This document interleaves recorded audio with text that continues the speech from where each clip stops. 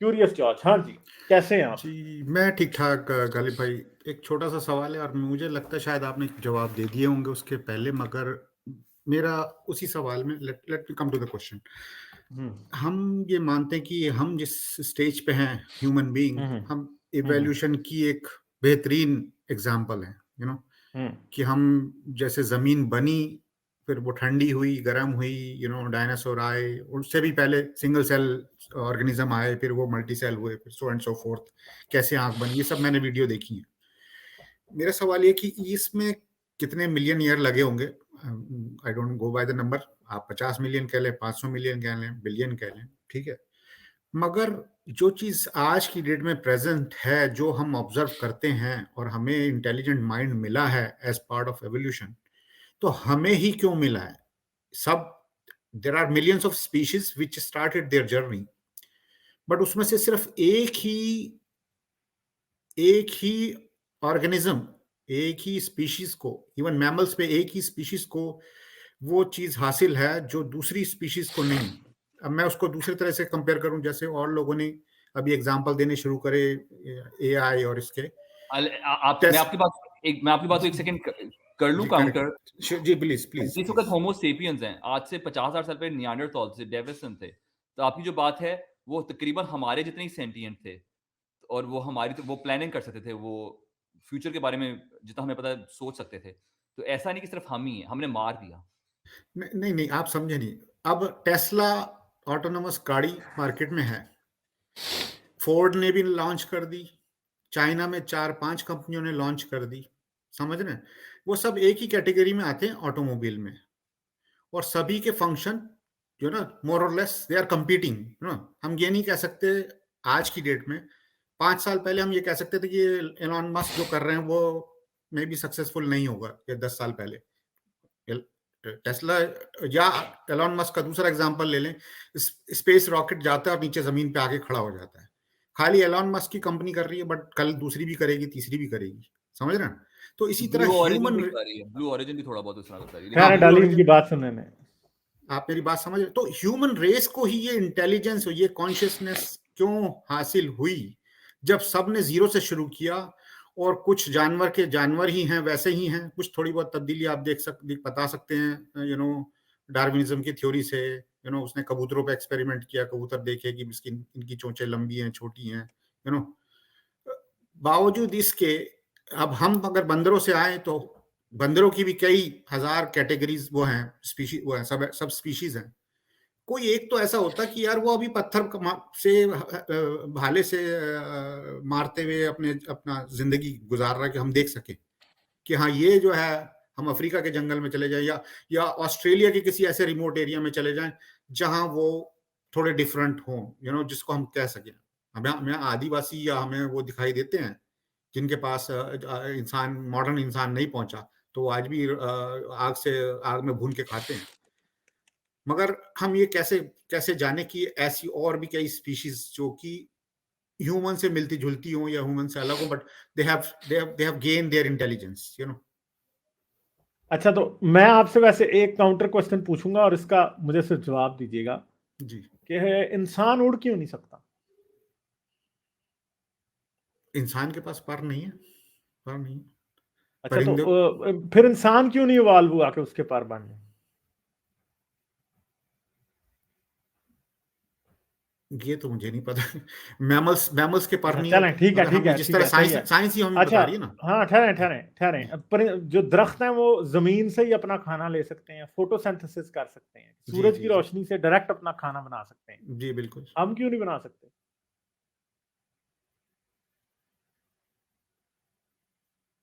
Because ये एक life cycle है कि they release oxygen in the air, they consume हाँ, कार्बन मगर डाइऑक्साइड। उनके पास ये एबिलिटी क्यों है और आपके पास क्यों नहीं है? ऐसा क्यों यही, नहीं होता कि मैं एक जगह जाके खड़ा हूं और मेरे पाँव से जड़ें निकले और जमीन में से जाके न्यूट्रिएंट्स कैच करने लगे, मेरे नहीं, बाल खड़े हो जाएं और उनमें नहीं, फोटोसिंथेसिस शुरू हो जाए और मैं खुद ही बड़ा होने लग जाऊं? मेरे पास इसका जवाब नहीं है, बट मैं इसको इस तरह से आपको, जैसे आपने सवाल किया ना, मैं जवाब नहीं है मेरे पास। एक वेल अब जो मैं है वो, एक वेल कई घंटे तक पानी के अंदर नीचे जाती है और वो अपनी सांस रोक के रख सकती है, आप क्यों नहीं रोक सकते कई घंटे ऐसे? तो उसने अडॉप्ट कर लिया, आप बकौल आपके या बकौल साइंस के, कि भाई उसने अच्छा, अडॉप्ट कर लिया। मैं ठीक कॉन्ट्राडिक्ट नहीं है, कर रहा हूँ, मैं ठीक है। जवाब एक उकाब है, वो 1 किलोमीटर आधा किलोमीटर ऊपर से नीचे जमीन पे एक खरगोश को देख सकता है। आप देख सकते हैं? नहीं देख सकते। क्यों नहीं देख सकते? सोचा कभी आपने? ना, हमने, क्योंकि हम उस एनवायरनमेंट में रहते नहीं, हमारी जनरेशंस ये उस एनवायरनमेंट में नहीं। आई थिंक आपने इसका एग्जांपल भी किसी ने दिया था, आपने या हैरिस ने, कि जो इधर मलेशिया और इंडोनेशिया से आगे चल अभी कहीं छोड़ दें, वो उस एग्जांपल में ना जाएं। वो एग्जांपल से आपको बात समझ नहीं आएगी। स्विमिंग। मेन बात यह है कि हर एवोल्यूशन ऐसे होती है कि हर चीज का वो कोई एक स्पीशीज किसी एक चीज का एक्सपर्ट बनता है। एवोल्यूशन इस तरह होती है, ठीक है? और एवोल्यूशन सोच नहीं रही होती कि उसने किसको किसका एक्सपर्ट बनाना है, ठीक है? हम बन गए हैं दिमाग के और सेरिब्रल थिंकिंग के एक्सपर्ट। उकाब बन गया ऊंचा उड़ के 1 किलोमीटर ऊपर से जमीन के ऊपर खरगोश को देख के उसका शिकार करने का एक्सपर्ट। वेल बन गई है पानी के अंदर 3 घंटे 4 घंटे सांस रोक के जिंदा रहने की एक्सपर्ट, ठीक है? उसका ब्लड में इतना ज्यादा सिस्टम इस तरह का होता है उसके ब्लड में और उसके लंग्स में, कि वो ऑक्सीजन को जब सरफेस पे आती है तो अपने ब्लड के अंदर स्टोर करते चली जाती है, और फिर जब वो डीप डाइव करती है तो उसे सांस लेने की जरूरत नहीं पड़ती। इस तरह ही आपको आसपास अपने हर जानदार किसी एक चीज का एक्सपर्ट नजर आता है। हर जानदार किसी एक का।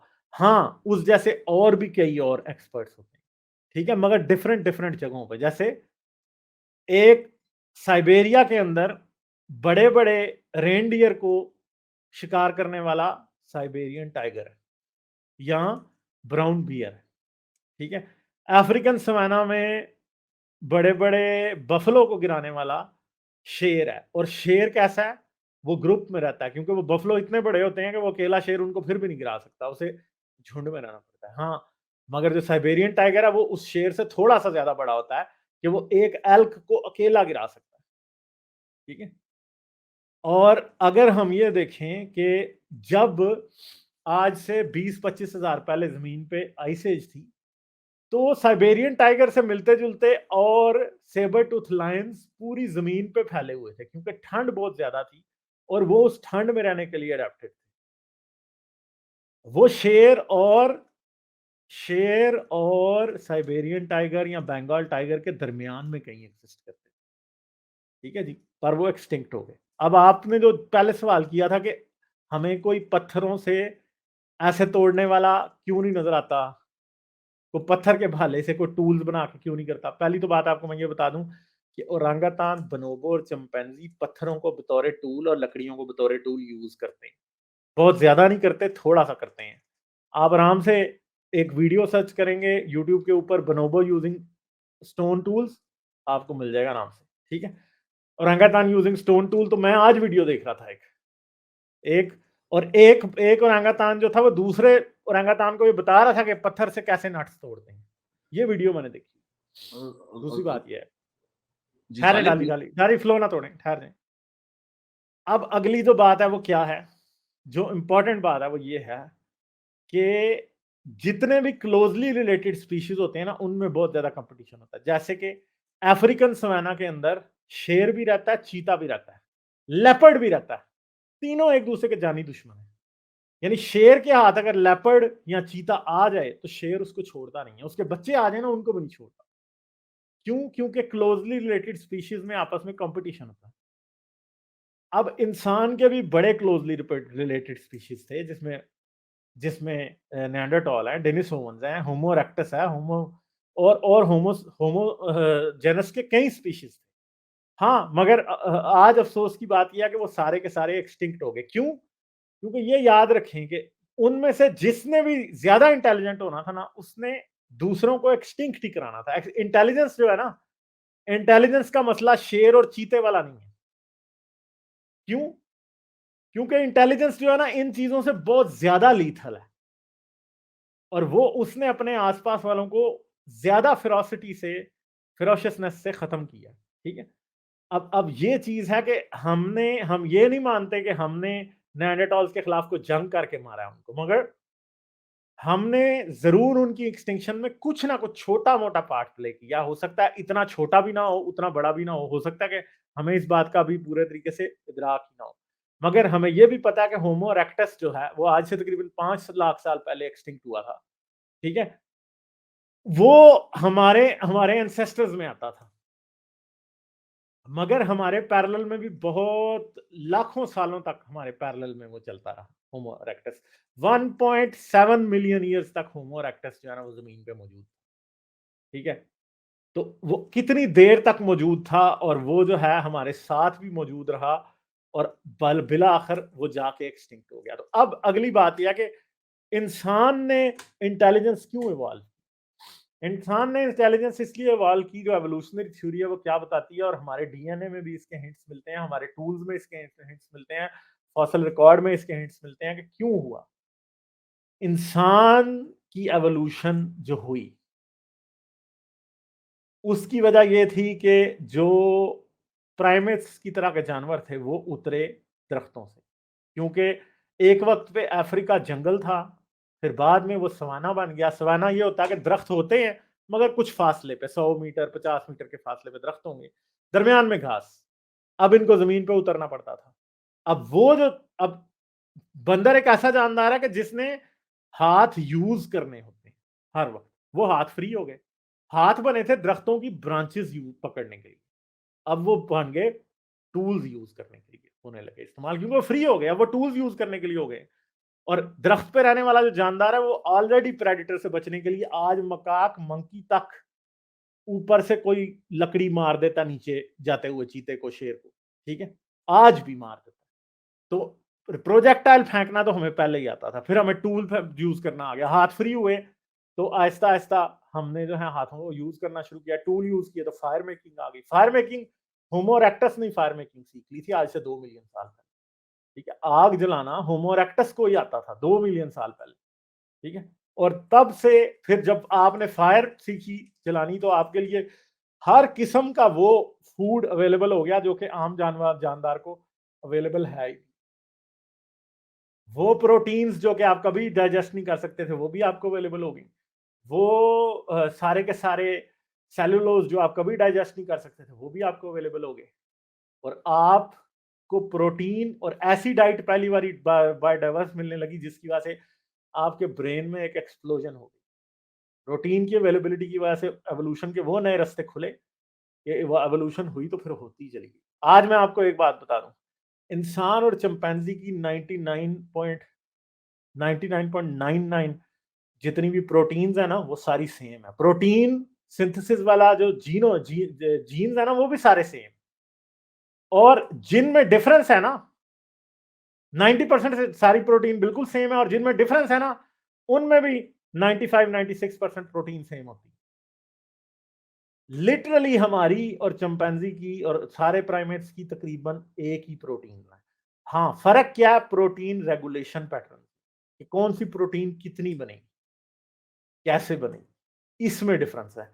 आप में और हम में अगर ये देखा जाए कि एक प्रोटीन हमारे बोन मैरो में बनती है तो वो हमारी और चिंपैंजी की सेम है, बालों में बनती है तो वो हमारी और चिंपैंजी की सेम, आंखों में बनती है तो वो हमारी और चिंपैंजी की सेम। हाँ, उसकी रेगुलेशन डिफरेंस है। रेगुलेशन का डिफरेंस क्या होता है, एपिजेनेटिक डिफरेंस।